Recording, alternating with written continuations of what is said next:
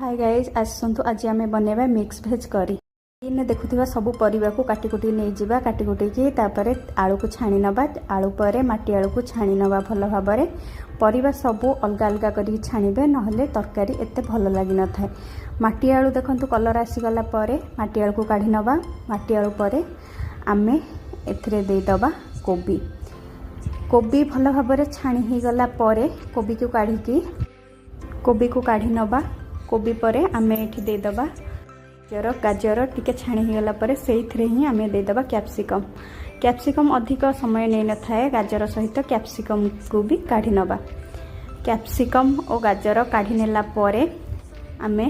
एई तेल रे ही दे दबा पोटल भल भाव छाणी हेला परे सजना छुई दे दबा मसला रे मु एठी नै पियाज रसुण अदा गोटे डिश रे दे दबा 2 चम्मच तेल रे किछि चीनी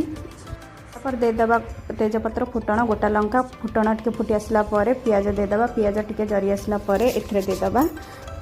अदा रसुण रो पेस्ट टिके जरी आसला परे एथरे हळदी दे दबा हळदी को भल भाव मसला रे मिसी सारला परे एथरे आमे दे दबा भेज रो करी मसला एटा देले तरकारी बहुत भल ही लगी थाए। तापर दे दबा टमाटर रो प्यूरी दे सारला परे काबुल चना को दे के मसला को भल भाव जारी नवा तापर जेतिक छणा होइथिबा परिबा ताकू भल भाव दे के मसला को जारी नवा शेष को धनिया पत्र और गरम मसला